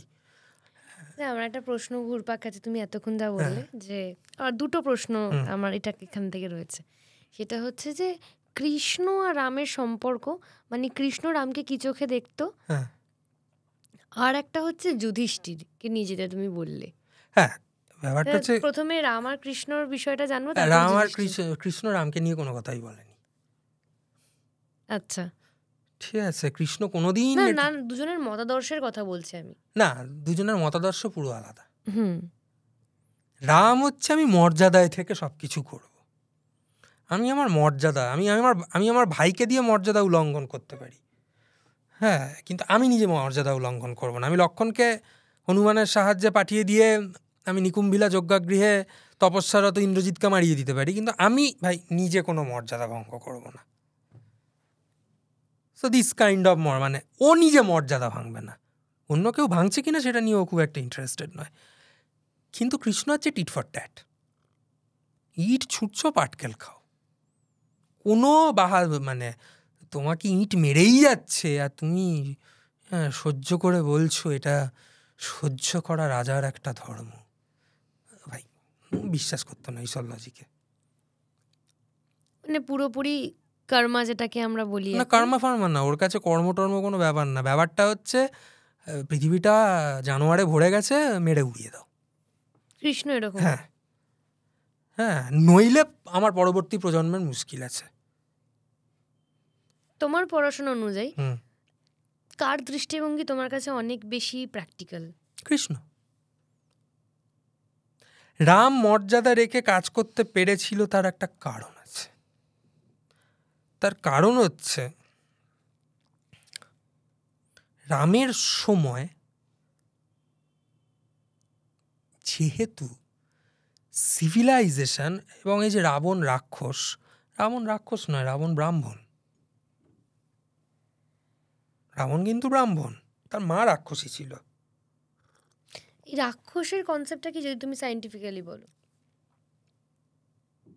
রাক্ষস যক্ষ যাদের প্রচুর ধন সম্পত্তি থাকতো, তাদেরকে আমরা রাক্ষস, মানে তখন সেই সময় রাক্ষস বলা হতো। ব্যাপারটা না, রাক্ষস ব্যাপারটা গুলিয়ে ফেলেছে। যেমন ধর তারকা রাক্ষসী। তারকা রাক্ষসীর গল্পটা একটু বলি। এবার আমরা বিচার করবো এটা আমাদের কিভাবে দেখা উচিত। তখন কিন্তু জঙ্গল কাটা শুরু হয়েছে, মানে রামায়ণ মহাভারতের সময় থেকেই জঙ্গল কাটতে হবে। যদি বিশ্বামিত্র নিজের আশ্রম বানাবে, তো এবার আশ্রম বানাতে গেলে তো জঙ্গল কাটতেই হবে। হ্যাঁ, এবার জঙ্গল কাটতে গেছে, সেখানে প্রতি মুহূর্তে বাধা সৃষ্টি করছে তারকা রাক্ষসী। তার মানে she is the protector of the jungle. সে চাইছে না জঙ্গল কেটে সে একটা রাক্ষস ট্রাইবও হতে পারে। হ্যাঁ, রাক্ষস মানেই আমাদের কাছে যে চেহারাটা ছোট থেকে ফুটে ওঠে, না বিশাল চেহারা, মুলোর মতো দাঁত, মাংস খাচ্ছে চিবিয়ে চিবিয়ে, একদমই না। মানে ধর জারোয়া, মানে কোনটা প্রজাতিকে আমরা ধর একটা জারোয়া, আদিম প্রজাতি। আজকে মানুষ বুঝেছে ওদের সংরক্ষণ করা প্রয়োজন আছে, তাই তো? আদিম প্রজাতি, তাকে সংরক্ষণ করার প্রয়োজন আছে, এটা আজকে মানুষ বুঝেছে। কিন্তু মজার ব্যাপারটা হলো, কিন্তু আবার জঙ্গল কেটেও ফেলতে হবে। সেজন্য ওই জায়গাটাকে একটা কি বলবো, সেগ্রিগেটেড ল্যান্ড বা একটা ফাঁকা ল্যান্ড করে রেখেছে। ঠিক আছে, এবার জঙ্গলের মধ্যে তো প্রচুর ট্রাইব আছে। আজকে কি হচ্ছে, আজকে তুই যদি পুরুলিয়া যাস, পুরুলিয়ার জঙ্গল বা আমাদের ডুয়ার্সের জঙ্গল, তার ভেতরেও প্রচুর ট্রাইব আছে। সাঁওতাল, ওরাও, মুন্ডা অনেক আছে, যারা এখনো হয়তো ইঁদুর ধরে খায়, হ্যাঁ, বা শুয়োর শিকার করে খায়, বন শুয়োর, বনমুরগি। তো এই যে জঙ্গলের যে মানুষগুলো, তারকা রাক্ষসী, এবার আমি যখন আশ্রম বানাবো, that is a very civilised thing. তো এবার আমাকে জঙ্গল কাটতে হবে। তো রামকে নিয়ে যাচ্ছে কেন? যাতে সে তারকা রাক্ষসীকে মেরে দেয়। অ্যামাজন পুড়িয়ে ফেলা হচ্ছে কেন? কারণ সিভিলাইজেশনকে, এবং অ্যামাজন পুড়িয়ে যাওয়ার মতো ঘটনা তো মহাভারতেও আছে। যখন যুধিষ্ঠিরকে ইন্দ্রপ্রস্থ দেওয়া হলো, ওটা ছিল হচ্ছে বেসিক্যালি বার্নাব্রাত। এবার বার্নাব্রাতের জঙ্গল পোড়ানোর দরকার ছিল, নইলে তো ইন্দ্রপ্রস্থ শহরটা তৈরি হবে না। তার জন্য বলি হলো কারা? যারা সাপের উপাসক, মানে হচ্ছে যারা একটা ট্রাইব, তাদেরকে পুড়ে মরতে হলো। মানে সিভিলাইজেশনের জন্য যে আমাদের বন জঙ্গল কেটে ফেলা বা প্রকৃতির চলে আসছে। হ্যাঁ, তো এবার রাক্ষস মানে কি? এবার এই তারকা রাক্ষসীকে রাবণের সাথে মিলিয়ে দেওয়া, তারকা রাক্ষসী মারিচের কেউ একজন ছিল, এটা মূল রামায়ণে ছিল কিনা কেউ জানে না, মানুষ ইন্টারলিঙ্ক করে ফেলেছে। ঠিক আছে, কারণ মানুষকে ইন্টারলিঙ্ক করতেই হবে। হ্যাঁ, মানুষ ভাবতেই পারে না যে অনেক ঘটনা, মানে একটা মানে মহাকাব্য বা একটা উপন্যাসে বা একটা ইতিহাসে খাপছাড়া ঘটনা ঘটতেই পারে। ও ভাবতে পারে না, সেজন্য সে ইন্টারলিঙ্ক করতে করতে গেছে। এটা মানুষ ঘটিয়েছে, কিন্তু ব্যাপারটা তা নয়, ব্যাপারটা এটাই। এবার যেটা আসি, যে প্রত্যেকের সংজ্ঞাটা একটু একটু করে বদলে যাচ্ছে। হ্যাঁ মানে রাক্ষসের মানে এখনো তাহলে বলতে পারি যে যেসব কোস্টাল এরিয়ার ভেতরে যেমন আন্দামানও এখনো তারা ট্রাইবের রাক্ষস, রয়েছে, তাহলে তারা তারা তো রাক্ষস। মাংস খায়। মানে বহুদিন অব্দি জারোয়ারা আগুনের ব্যবহার জানতো না, তাহলে তারা রাক্ষস? হুম ব্যাপারটা রাক্ষস খক্ষস কিছুই না। রাবণ নিজে ব্রাহ্মণ, শিবের উপাসক, শৈব। হুম আজ যেমন হিন্দু মুসলমান দাঙ্গা হয়, তখন কিন্তু শৈব বৈষ্ণব দাঙ্গা হতো। আচ্ছা। তার সব থেকে বড় উদাহরণ হচ্ছে ভক্ত প্রহ্লাদ। হুম প্রহ্লাদ বিষ্ণুর প্রহ্লাদ। ভক্ত ছিল, কিন্তু হিরণ্যকশিপু বিষ্ণুর ভক্ত ছিল না, সে শিবের ভক্ত ছিল। এবং সে বিষ্ণু মন্দির ভেঙে ফেলেছিল, বিষ্ণুদের ভক্তদের মেরে ফেলতো, নিজের ছেলেকেই বহুবার করেছিল। তখন নৃসিংহ অবতারে এসে প্রহ্লাদকে মারা হয়েছিল। হ্যাঁ, আবার শাক্ত এবং বৈষ্ণবদের মধ্যে মারামারি হয়েছে, হতোই। মানে এই মারামারিগুলো হয়েছিল বলেই গৌতম বুদ্ধ উত্থানটা হয়েছিল। মানে কি বলবো, ধর্মের নামে মারামারিটাও খুব নতুন ঘটনা নয়, এটা দীর্ঘদিন হতো, এটা দীর্ঘদিন হয়েছে। ঠিক। যেটা আবার আসছি, যেটা তুমি তখন বললে যে তোমার অ্যাসেসমেন্ট অনুযায়ী তুমি যুধিষ্ঠিরকে একটা বিশেষণ দিয়েছো। আমার অ্যাসেসমেন্ট, এটা অনেকেই বলেছে, এটা আমার অ্যাসেসমেন্টের কিছু নেই। এটা রাজশেখর বসু বলেছে, কালীপ্রসন্ন সিংহ বলেছে, এমনকি বুদ্ধদেব বসুও বলেছে। বলেছে মানে তারা খুব সাধু ভাষায় বলেছে, কিন্তু তার চলিত ভাষা করলে এটাই দাঁড়ায় ঢ্যামনা ছিল একটা। এবার আমি তোমার কাছে আসছি যে এই মহাভারত বা রামায়ণের মানে যে আমি বা অনেক দর্শকই আছেন যারা কিছুই জানেন না, আবার অনেক দর্শক আছেন যারা জানেন। আমি উভয়কেই যদি পাশাপাশি রাখি, তাহলে তাদের জন্য তুমি বলো যে রামায়ণ মহাভারত এই যে দুটো মহাকাব্য বলবো, ইতিহাস যদি আমি ইতিহাস বলি, তাদের যে মূল চরিত্ররা রয়েছে, যাদেরকে আমরা একটা চিত্রপটে এঁকে রেখেছি যে এরকম, যেমন যুধিষ্ঠির মানে সত্যবাদী, যুধিষ্ঠির তার একটা নীতি রয়েছে, ধর্মনীতি রয়েছে, সে বীর। একদমই ধর্ম না, আমি একটা যুধিষ্ঠিরের গল্প বলছি, দাঁড়াও আমি যাচ্ছি। এবার কৃষ্ণকে একরকম ভাবে আমরা এঁকে রেখেছি, ভগবান বানিয়ে ফেলেছি। হ্যাঁ, অর্জুনকে একরকম ভাবে এঁকে রেখেছি, দ্রৌপদীকে যেমন তুমি বলে দ্রৌপদী কালো, এছাড়াও দ্রৌপদীর একটা ইমেজ আমাদের কাছে রয়েছে। এই প্রত্যেকটা মানে ইমেজের যে অরিজিনাল অ্যাসেসমেন্ট, দ্রৌপদী কালো না, দুর্গা কালো, এই আমি বলছি আস্তে আস্তে। মানে এই প্রত্যেকটা চরিত্রের একটা অ্যাসেসমেন্ট তুমি যদি আমাদেরকে, মানে একটা বেসিক ধারণা যদি আমাদের দাও। যদি আমি শুরু করি, কৃষ্ণ দিয়েই শুরু করলাম, যুধিষ্ঠির গেলাম, পাণ্ডব, কৌরব, এই প্রত্যেকটা চরিত্রের যে একটা অ্যাসেসমেন্ট যদি আমাদের ছোট ছোট করে বলো, খুব মানে কৌতূহল হচ্ছে, মানে প্রত্যেকটা জিনিস জানতে পেরে। ব্যাপারটা হচ্ছে যুধিষ্ঠির, আমি একটা ঘটনা বলছি, যুধিষ্ঠির দিয়েই শুরু হচ্ছে, তারপরে কিন্তু যুধিষ্ঠিরকে কিন্তু নায়ক বলা হয় মহাভারতের। নায়ক কি? এরপরে আমার একটা প্রশ্ন আছে, এই নায়ক নিয়ে প্রশ্ন আছে, সেটা পরে যুধিষ্ঠিরকে নায়ক এই কারণেই বলা হয়, নায়ক তো বটে, কিছু না করে সবকিছু পেয়ে গেল, তো নায়ক ছাড়া আর কি বলতে পারি তাকে। হ্যাঁ, মানে যুধিষ্ঠির খুব ভালো পলিটিশিয়ান ছিল। এবার যখন ইন্দ্রপ্রস্থে গিয়ে দুর্যোধনের প্রচণ্ড কি বলবো হিংসে হলো, এই বাপরে বাপ পাণ্ডবরা কি সব করে ফেলেছে, এবার তো যুদ্ধ খেলার মাধ্যমে জিততে হবে, এইসব প্ল্যান হচ্ছে শকুনির সাথে। তো ভীষ্ম, বিদুর, দ্রোণ, কৃপাচার্য এবং অন্যান্য সভাসদদের প্রচণ্ড আপত্তি ছিল যে মৈত্রীপূর্ণ বাতাপড়নে জুয়া খেলা কেন। তখন শকুনি একটা তর্ক রেখেছিল, বলেছিল আমি সবারকে, এই যে 5 ভাই আসবে যে দুর্যোধনের, তাদেরকে তো মনোরঞ্জন করতে হবে, তাহলে নকুল, সহদেব দিয়ে শুরু করি, সহদেবকে আমি কঠিন গণিত দিয়ে এন্টারটেন করতে পারবো, হি ওয়াজ এ ব্রিলিয়েন্ট ম্যাথামেটিশিয়ান। নকুলকে আমি পশু পাখি দিয়ে, মানে নকুল ছিল পশু পাখির ডাক্তার, তাকে দিয়ে আমি এন্টারটেন করতে পারবো। অর্জুন ছিল হচ্ছে সঙ্গীতজ্ঞ, যুদ্ধবিদ, হ্যাঁ, তারপর হচ্ছে প্রচণ্ড পড়াশোনা, দার্শনিক, তাকে আমি এগুলো দিয়ে এন্টারটেন করতে পারবো। ভীমকে আমি খাবার দিয়ে এন্টারটেন করতে পারবো, কিন্তু যুধিষ্ঠিরকে আমি কি দিয়ে এন্টারটেন করব? তখন বলেছিল সোমরস মানে মদ এবং যুদ্ধ, এই দুটো ছাড়া যুধিষ্ঠিরের আর কিছু ছিল না। আচ্ছা, তো এই লোকটাকে, এবং বেশি দূর যেতে হবে না, রাজশেখর বসুর মহাভারত পড়লেই যখন পাণ্ডবরা লাক্ষাগৃহের পর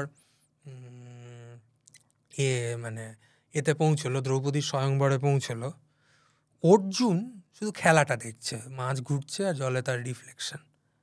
বাকি সব ভাই কিন্তু দ্রৌপদীর দিকে তাকিয়েছিল, তার সৌন্দর্যের দিকে তাকিয়েছিল। তো অর্জুন তো জয় করে ফিরলো। এবার যখন ব্যাপারটা হচ্ছে লোকে কুন্তিকে বলে যে, এবং একটা জোর করে প্রমাণ করার চেষ্টা করে যে দ্রৌপদী আগের জন্মে এই 5 গুণসম্পন্ন পতি চেয়েছিল, তাই নাকি 5, বাট এরকম কোনো কথা লেখা নেই। দ্রৌপদীকে যখন নিয়ে এলো, লোকে কুন্তিকে কিছুটা দায়ী করে আর কিছুটা বলে যে দ্রৌপদী চেয়েছিল যে এরকম 5 গুণসম্পন্ন, আগের জন্মে শিবের কাছে নাকি চেয়েছিল, তাই নাকি পঞ্চপাণ্ডব। এরকম কোনো কথা লেখা নেই।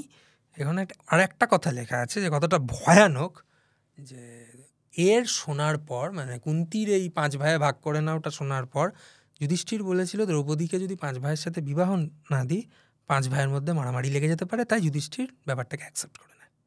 কিন্তু বিষয়টা হচ্ছে যে যখন আমরা এত মহাভারতের সময় এত সিভিলাইজড একটা জায়গা দেখতে পাচ্ছি আমাদের ভারতবর্ষে, সেখানে মা যেটা না দেখে, কুন্তি না দেখে বলেছিলেন যে তোমরা যাই এনেছো 5 ভাগে ভাগ করে নাও, সেটা তাদের কাছে এতটা অ্যাকসেপ্টেবল হলো কি করে?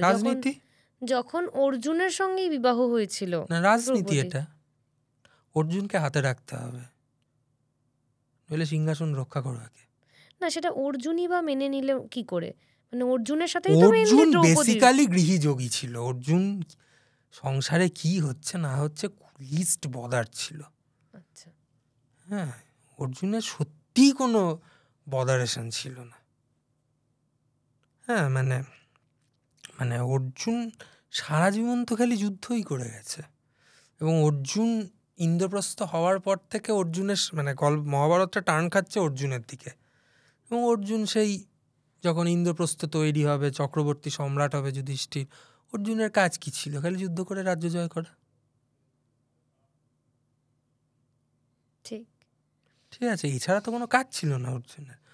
হ্যাঁ, দ্রৌপদী অর্জুনকে অবশ্যই ভালোবাসত, এবং পরবর্তীকালে স্বর্গরোহণ পর্বতে গিয়ে যখন দ্রৌপদী মারা যায়, তখন যুধিষ্ঠির বলেছিল যে পার্শিয়াল ছিল অর্জুনের প্রতি। আমার মনে হয় তুই একটা মেয়ে, ওই রকম উচ্চশিক্ষিত যোদ্ধার প্রতি যে কোনো মেয়েই বোধহয় পার্শিয়াল হয়ে যাবে। হ্যাঁ, আবার ভীমের প্রতি তার একটা প্রেম ছিল, কারণ অর্জুন আবার ছিল না, মানে মাথা মোটা যোদ্ধা ছিল না। ভীম যেমন একটু বুদ্ধি, মানে তাকে তুর্বক, মানে যুদ্ধক্ষেত্রে কর্ণ বহুবার তুর্বক, স্থূল বুদ্ধি এরকম গালাগাল দিয়েছে। ওর কোনো বুদ্ধি শুদ্ধি ছিল না, মারতে হবে, আচ্ছা চলো যাই মারি। হ্যাঁ, মানে আমাদের রাস্তায় হয় না, বনগা লোকালে হয়, ভীম অনেকটা ওরকমভাবে মারামারি করতে ভালোবাসতো। তো অর্জুন আবার সেটা ছিল না। অর্জুন ভীষণ মানে একদম একটা টার্গেট, মানে একটা কোনো মানে লজিক ছাড়া কাউকে মানে অকারণে মেরে দেবো একটা লোককে ধারাম করে, এরকম পাবলিক অর্জুন কোনোদিনই ছিল না। হ্যাঁ, তো এটাই হচ্ছে ব্যাপার। আবার যুধিষ্ঠিরে আসি, যে তুমি বলতে চাইছো যে এখানে যদি মহাভারতে মানে সব কিছু না করে পাওয়া, মানে করে পাওয়া 14 আনা হচ্ছে যুধিষ্ঠির। হ্যাঁ, এরপর আসি কৃষ্ণ।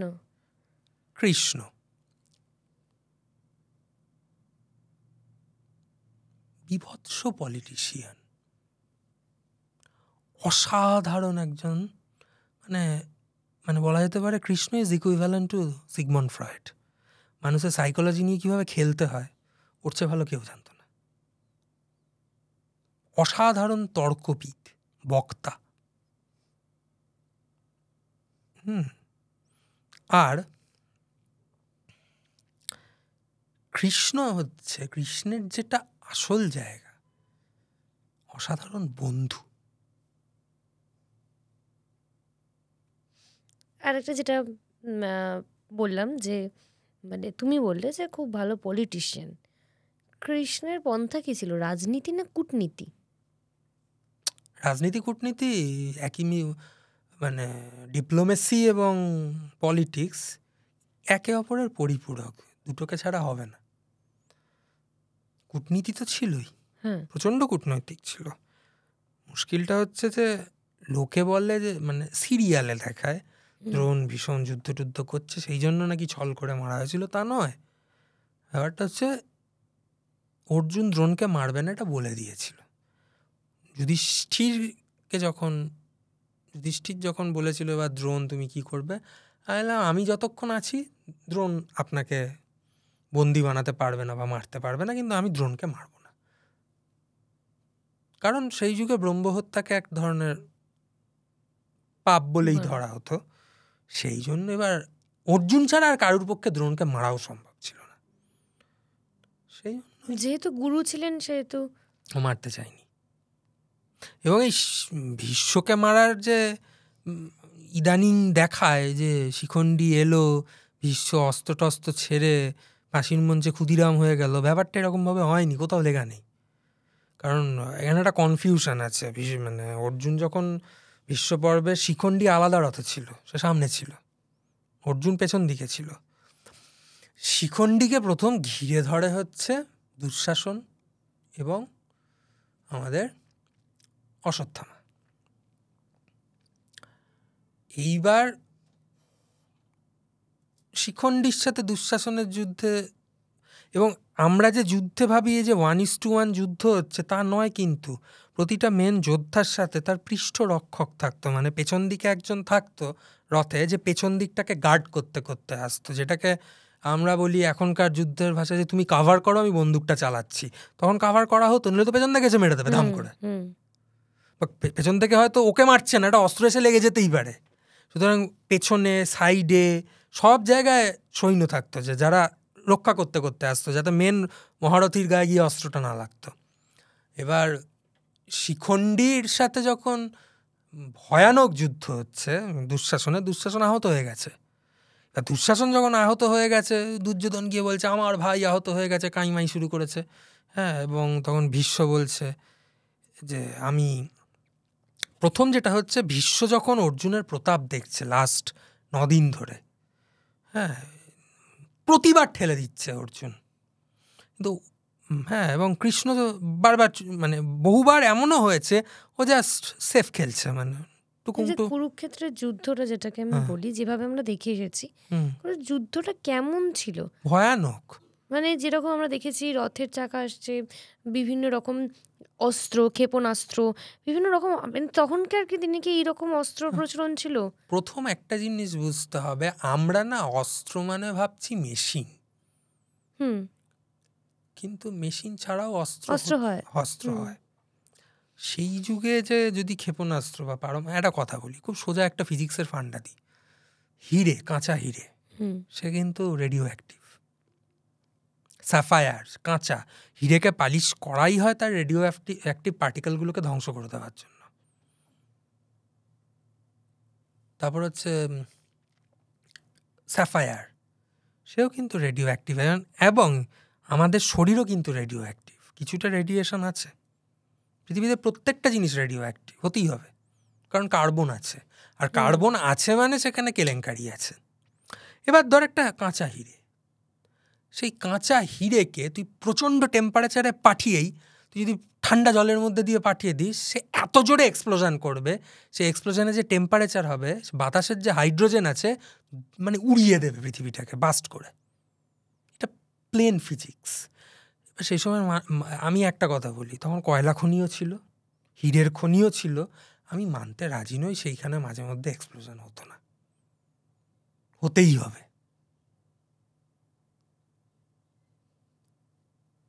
দারুণ ইন্টারেস্টিং একটা জায়গায় চলে এসেছি। হ্যাঁ, মানে তখন যে এক্সপ্লোশন হতো না, এটা হতে পারে, কয়লা খনি তো থাকতেই হবে। মানুষ আগুন আবিষ্কার করে ফেলেছে মানে এক্সপ্লোশন সম্পর্কে তার ধারণা আছে। হ্যাঁ, এবার আমরা এখন যেটা ভাবি যে পাশুপাত অস্ত্র ছিল হচ্ছে আসলে ওই, মানে আমাদের এখন ব্রহ্মাস্ত্রের, মানে কি যেন বলে, ব্রহ্মোসের মতো না, তখন মেশিন দিয়ে হয়তো হতো না, প্লেন দিয়ে যেত না, এবং প্লেন আর বিমানও এক জিনিস নয়।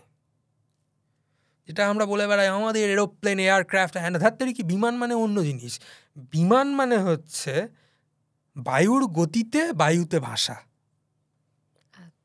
এরোপ্লেন অন্য জিনিস, এরোপ্লেন মানে বায়ুতে চলাচল, প্লেন মানে সমতলের ওপরে, ঠিক আছে। এবার বিমান মানে ধর, আমরা একটা জিনিস কিন্তু আগে দেখেছি, আগে কলকাতাতেও দেখা যেত, সেটা হচ্ছে এক ধরনের গ্যাস বেলুন যাতে মানুষ ঘুরতো। হ্যাঁ হ্যাঁ হ্যাঁ হ্যাঁ, এরকম নিচে অনেক আগে ছিল প্যারাসুটের মতো নিচে। মহাভারতে এবার রামায়ণে পরিষ্কার লেখা আছে যে রাম যখন অযোধ্যায় পৌঁছালো, দীপাবলি হলো, লোকে ফানুস ছাড়লো। ফানুস যখন ছাড়তে শিখে গেছে, ওই বেলুন যে বানায়নি তখন লোকে, এটারও মানতে আমি রাজি নই। হ্যাঁ, তখন এরোপ্লেন বলে কিছু ছিল না, যন্ত্রশক্তি বলে কিছু ছিল না, তখন প্রকৃতির শক্তিকে কাজে লাগিয়ে মানুষ অনেক কাণ্ড কারখানাই করত। ঠিক। এরপর যেটা আবার আসছি যে মহাভারত রামায়ণের প্রত্যেকটা ক্যারেক্টার অ্যাসেসমেন্ট, তো আমরা কৃষ্ণ অব্দি গেলাম, এরপর যাই আবার কৌরব বংশে। যদি আমি বলি ধৃতরাষ্ট্র, ভীষণ ক্ষমতালোভী একটা লোক, ভীষণ ক্ষমতালোভী। ও আসলে নিজে ক্ষমতা ভোগ করতে চেয়েছিল, তাই ছেলেকে স্কেপগোট করেছিল। গান্ধারী,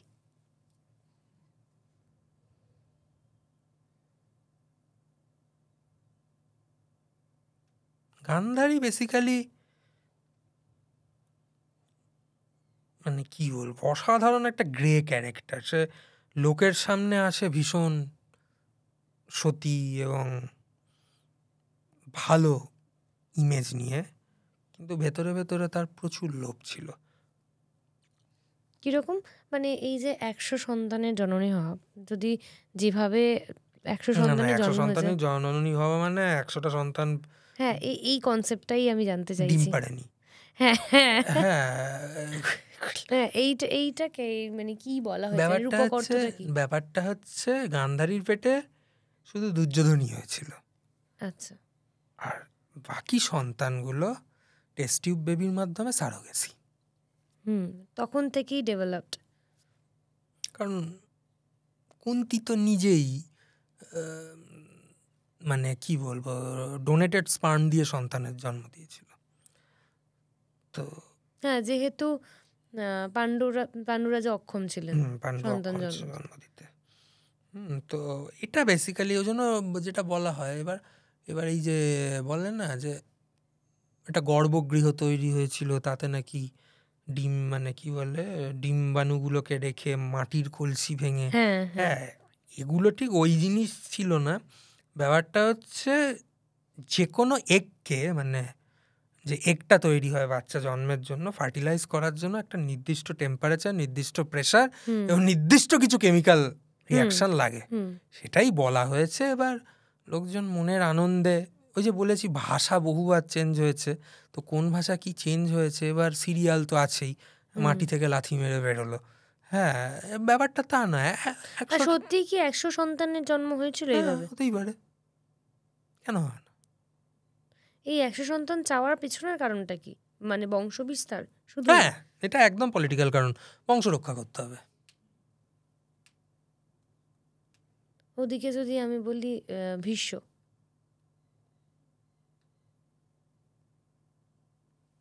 ভীষ্ম না একটা কনফিউজড লোক ছিল।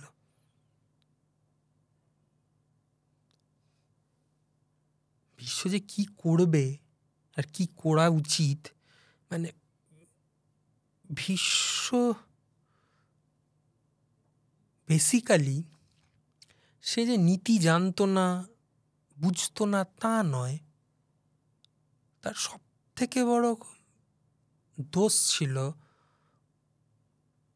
মানে সে না, মানে খুব ভালো একটা উদাহরণ দিচ্ছি, হাসিস না,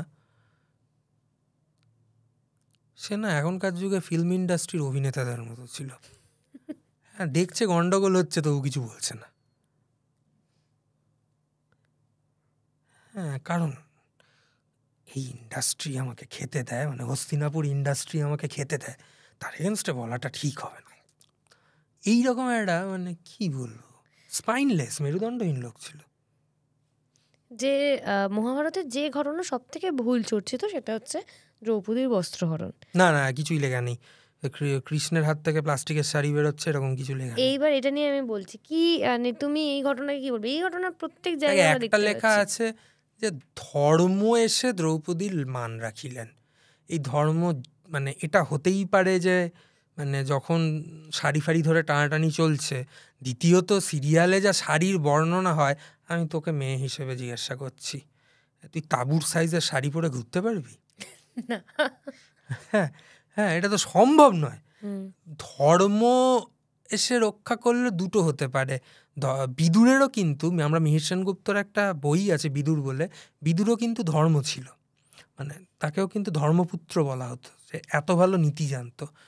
হয়তো বিদুর এমন কোনো তর্ক রেখেছিল যেটাতে ঘাবড়ে গেছিল, অথবা পাণ্ডবরা জমতুল্য হয়ে উঠেছিল লাস্ট মোমেন্টে, সেটা দেখেও খানিকটা ভয় পেয়ে ওই যে ধর্ম, কারণ ধর্মের সাথে যমের একটা সম্পর্ক আছে, যমরাজ হচ্ছে ধর্মরাজ, হ্যাঁ, তো সেইখানে একটা জমতুল্য মানে কিছু একটা তো ওরা ভয় পেয়েছিল। না, বিষয়টা বুঝলাম না, মানে প্রথমত জুয়া খেলায় লাস্টে দ্রৌপদীকে, হ্যাঁ, দ্রৌপদীকে হিউমিলিয়েট করা হয়েছিল, হিউমিলিয়েট করা হয়েছে, মানে তার বস্ত্রহরণ কি সত্যি হয়েছিল? না, বস্ত্র হরণ হয়নি, হ্যাঁ, বা করার চেষ্টা হয়েছিল, চেষ্টা করা হয়েছিল। তাহলে মানে যদি কৃষ্ণ না বাঁচিয়ে থাকে তাহলে মানে ওই যে আমি যে বললাম দুটো তর্ক, যদি কৃষ্ণ ওখানে কোনো ভাবেই ছিল না, লেখা আছে যে ধর্ম দ্রৌপদীর লাজ রাখিলেন।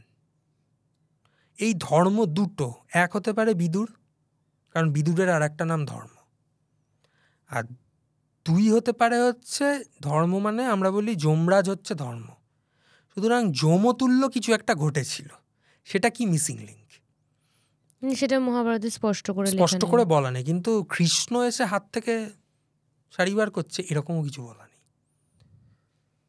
ঠিক আছে।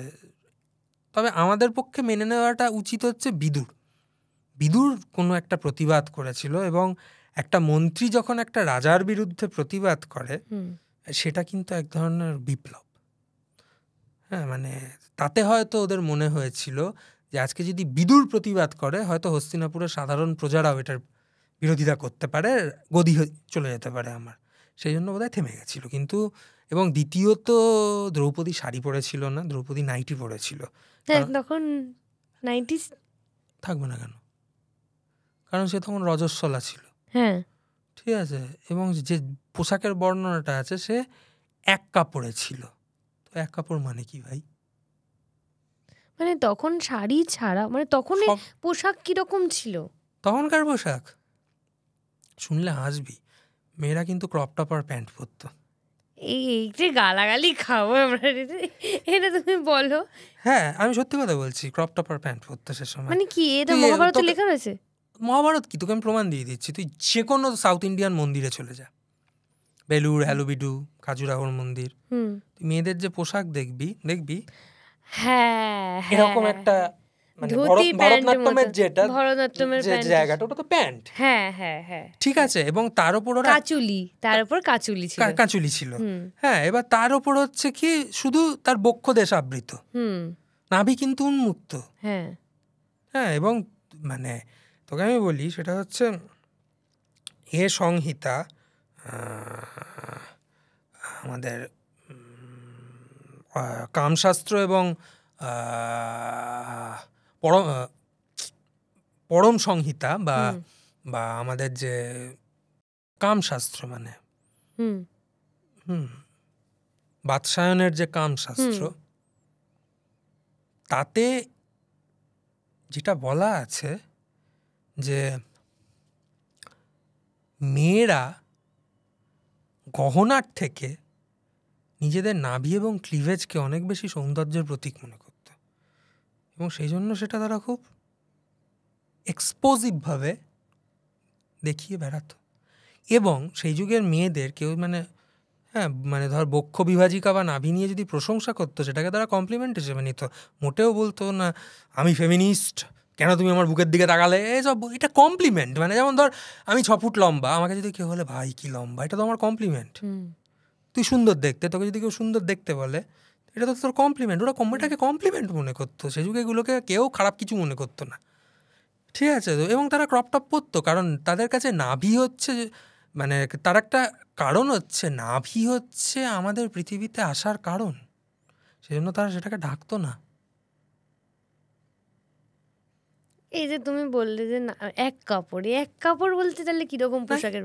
নাইটি, আমাদের মতো নাইটি তো নিশ্চয়ই নয়, সেই সময় নাইটি, আমি হাসবো না, কাঁদবো, হ্যাঁ, আমি জানি। অদ্ভুত।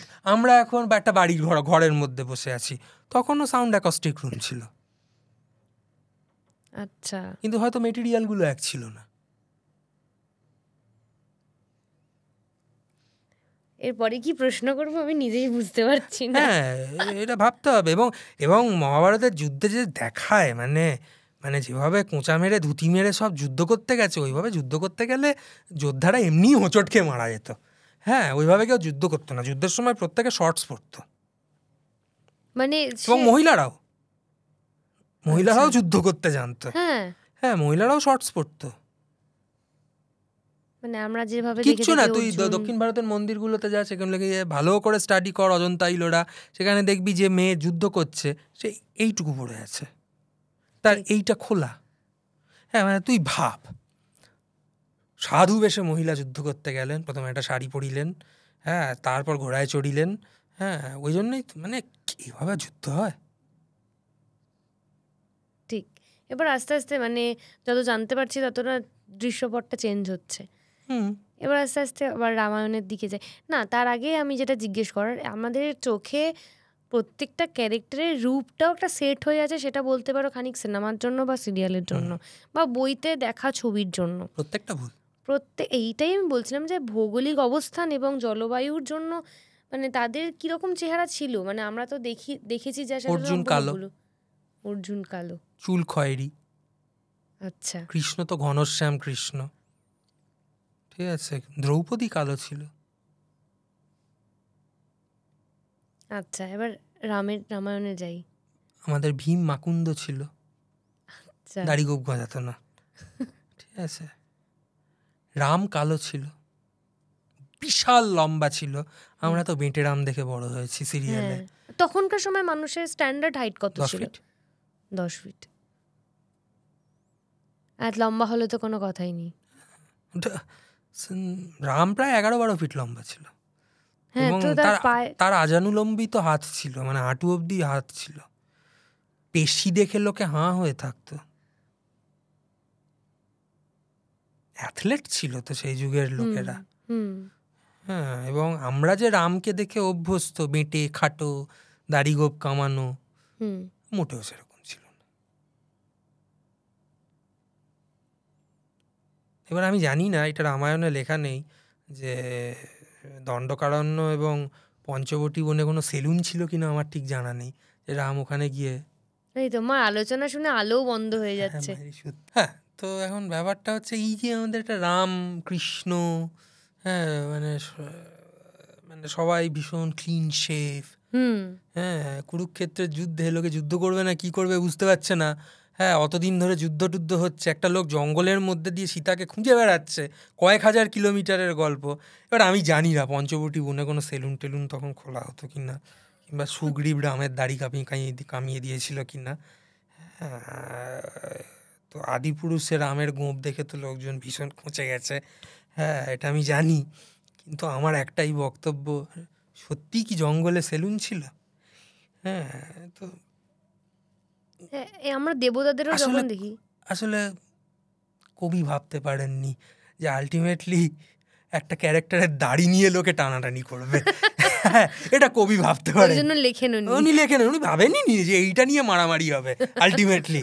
হ্যাঁ, যারা নিজেদের প্রচণ্ড সিভিলাইজড, প্রচণ্ড শিক্ষিত বলে ক্লেম করছে, তারা শেষ অবধি একটা নায়ক বলি, ভগবানই বলি, যাই বলি না কেন, তার দাড়ি ধরে টান মারবে, হ্যাঁ, টিকি দাড়ি এসব ধরে টানাটানি হবে, এটা ভাই ভাবতে পারেনি। ভাবলে বোধহয় বর্ণনা দিয়ে যেত। তাহলে রামকে আমরা ভাবতেই পারি যে যুগে সিনেমা ছিল না তো, এস্টাবলিশমেন্ট শটটা ঠিক মতো লিখতে পারেনি। হ্যাঁ, এটা ভালো বললে।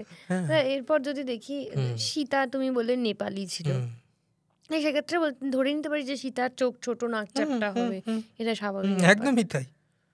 কাঞ্চন বর্ণা ছিল, মানে নেপালিরা যেরকম ফর্সা হয়। হ্যাঁ, কিন্তু আমরা সীতা মানে খুব সুন্দর টিকালো নাক, একেবারে সরু মুখ, এরকম দেখে এসছি। ও তো এরপরে ভগবানের খুঁত থাকতে পারে না। হ্যাঁ, এইটা যখন আসলে এরা ভগবান ছিল কিনা এটা কোথাও খুব একটা বলা হয়নি, এবং ভগবান শব্দটাকে আমরা যেভাবে ভাবি, ভগবান আর অ্যাভেঞ্জার হিরোর মধ্যে তো কোনো পার্থক্য নেই, তারা যা খুশি করতে পারে। কিন্তু আমাদের সংস্কৃতে কিন্তু ভগবান কথাটার অন্য মানে। ভগ শব্দের অর্থ হচ্ছে নলেজ বা জ্ঞান, নলেজ অফ প্রসপ্যারিটি, আর বান মানে যার কাছে আছে। তো নলেজ অফ প্রসপ্যারিটি যার কাছে আছে, অর্থাৎ ভগবান মানে কে? যে মানুষকে খুব একজন সাইক্রিয়াটিস্ট হতে পারে, মানে আমি খুব মন খারাপ করে বসে আছি, আর হলো না জীবনে কিছু, যে লোকটা নলেজ অফ প্রসপ্যারিটি দিয়ে আমাকে এনলাইটেন করছে, এইটা হচ্ছে একটা ভগবানের কনসেপ্ট। ঠিক আছে, তো সেটাকে অ্যাভেঞ্জার হিরো বানিয়ে ফেলেছে মানুষ। হ্যাঁ, এইটা একটা মানে। এরপরে সে কৃষ্ণকে কেমন দেখতে ছিল? ঘনশ্যাম কৃষ্ণ, কালো, কুচকুচে কালো। তারপর তার চুল, গোঁফ, দাড়ি ভীষণ কোঁকড়ানো ছিল। তারপর হচ্ছে কৃষ্ণের যেটা অসাধারণ লাল ঠোঁট ছিল, কালোর মধ্যে লাল ঠোঁট, ওই জন্যই মেয়েরা হাঁ হয়ে তাকিয়ে থাকতো। ঠিক আছে, আবারও বলি, দাড়ির কথা কোথাও লেখা নেই, কিন্তু কৃষ্ণ মাকুন্দ ছিল না এটুকু লেখা আছে। ঠিক আছে, মানে তার মানে দ্বিতীয়ত সেই যুগে কিন্তু ছেলে এবং মহিলারা গায়ের লোম কামানোকে মোটেও খুব স্টাইল মনে করতো না, কারণ বিভিন্ন কামশাস্ত্র, আমি ছেলেদের কথা বাদই দিলাম, মেয়েদের ক্ষেত্রেও বলা আছে যে, যেটা শুনলে তুই খুব আনন্দ পাবি, মানে ধর তুই তো সিনেমা ইন্ডাস্ট্রিতে কাজ করিস, একটু বাল্কি একটু মোটা বললে মাঝে মধ্যে না তোমাকে ঠিক মানাবে না, অথচ সে যুগে সৌন্দর্যের কি, আমি যদি খুব সহজ বাংলায় বোঝাই, সংস্কৃততে না বোঝাই, হ্যাঁ, হালকা টামি পেট এবং নাভি থেকে ক্লিভেজ অবধি যার হালকা চুলের রেখা আছে, তাকে ধরা হতো সুন্দরী। বাপরে, মানে তখনের সৌন্দর্যের ডেফিনিশন টোটালি মানে আলাদা। হ্যাঁ, এবং রোগামোটার সাথে কিছু সম্পর্ক ছিল না। যদিও আজকে আমরা অনেক কিছু, এটা আমাদের প্রথম পর্ব ছিল, আপনাদের জানিয়ে রাখি যে মহাভারত রামায়ণকে জানতে গেলে তার আগে কিছু কিছু জিনিস জানা দরকার, সেটা হচ্ছে যেগুলো আজকে আমরা জানলাম, এটা হলো আদি পর্ব। তো এখানে আমরা প্রথম পর্ব শেষ করছি, টু বি কন্টিনিউড। এরপরে আমাদের মেন পর্ব আসছে, এইবার আসবো আমরা রামায়ণ মহাভারতের মূল পর্বে, যেটাকে আমরা বলতে পারি। অঞ্জনবোধা, এখন এই আদি পর্বের শেষে এসে তোমার কি মনে হচ্ছে, মানে কি বলবে দর্শকদের? আমি দর্শকদের একটা কথাই বলবো, যে রামায়ণ মহাভারত কিন্তু পড়া আর গন্ধমাদন পর্বত থেকে বিশল্যকরণী বার করা দুটো একই কেস। হ্যাঁ, এবং একটা জিনিস আমি বলবো, রামায়ণ মহাভারত এই যুগে দাঁড়িয়ে ব্যবসা হয়ে গেছে। সেটা এন্টারটেনমেন্ট ইন্ডাস্ট্রি হোক বা ধর্মকে যদি আমি একটা ইন্ডাস্ট্রি মনে করি, কিন্তু রামায়ণ মহাভারত এতটাও সহজ সাবজেক্ট নয়। কারণ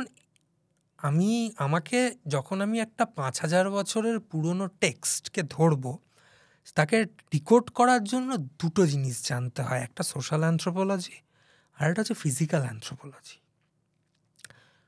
কারণ ভাষা কিন্তু বিভিন্নভাবে, আপনাদের একটা কথা আমি বলে রাখি, রামায়ণ এবং মহাভারত কিন্তু অ্যাকচুয়ালি আমাদের এই ইন্ডিয়ান সাবকন্টিনেন্টের, আজকে ধরুন আপনারা বলতেই পারেন এটা হিন্দুদের ধর্মগ্রন্থ, কিন্তু না, গান্ধার, আমরা 16টা যে মহাজনপদ পাই, গান্ধার আফগানিস্তান, হ্যাঁ, এবং সেটা একেবারে কাজাখিস্তান অবধি, মানে যেখান থেকে আরব শুরু হচ্ছে, হ্যাঁ, এই আরবও কিন্তু আরিয়ান, যারা বেদুইন তারা বর্বর আরিয়ান, মানে তারা সিভিলাইজড হয়নি।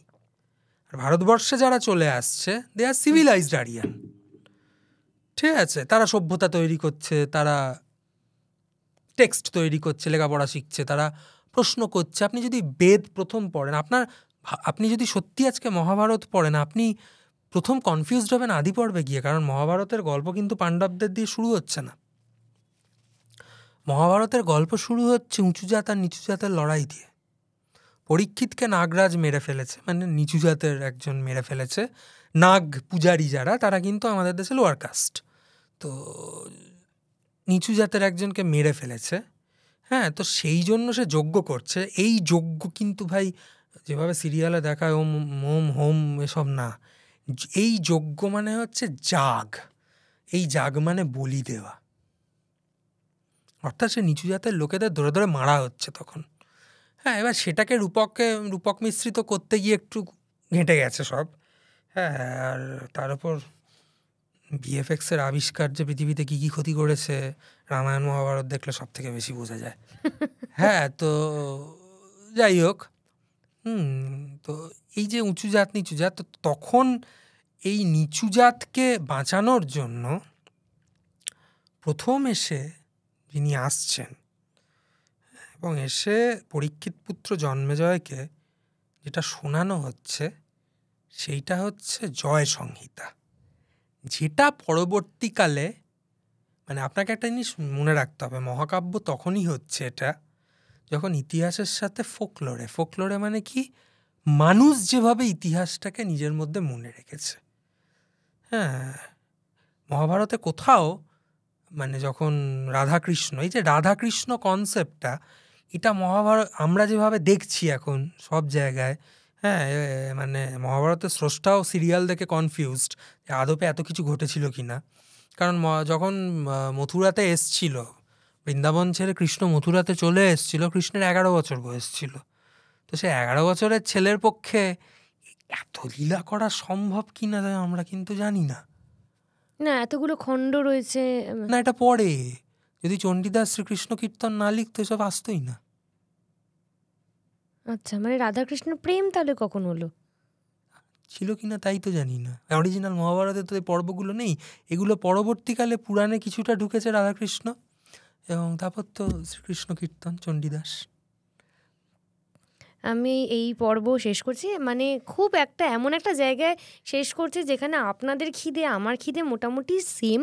হ্যাঁ, কিন্তু আমি একটা কথা বারবার উল্লেখ করতে চাই, এখানে আমাদের অনেক বিতর্কিত আলোচনা হয়েছে, কিন্তু আবারও বলছি, নিন্দুকেরা অবশ্যই অনেক রকম কমেন্ট করবেন, কিন্তু প্রত্যেকটা কথা কিন্তু প্রমাণ ছাড়া কথা হয়নি। কারণ উনি নিজেও আমাদেরকে বারবার বলেছেন প্রত্যেকটা লিখিত প্রমাণ আছে, সেই প্রমাণ এবং অরিজিনাল মহাভারতের সাপেক্ষে পুরো আলোচনাটা হয়েছে। আর কিছুদিন ধৈর্য ধরুন, আমাদের পরের পর্ব আবার চলে আসবে, নিশ্চয়ই সেখানে আমরা বিস্তারিত আলোচনা করব। ততক্ষণ দেখতে থাকুন টক টক।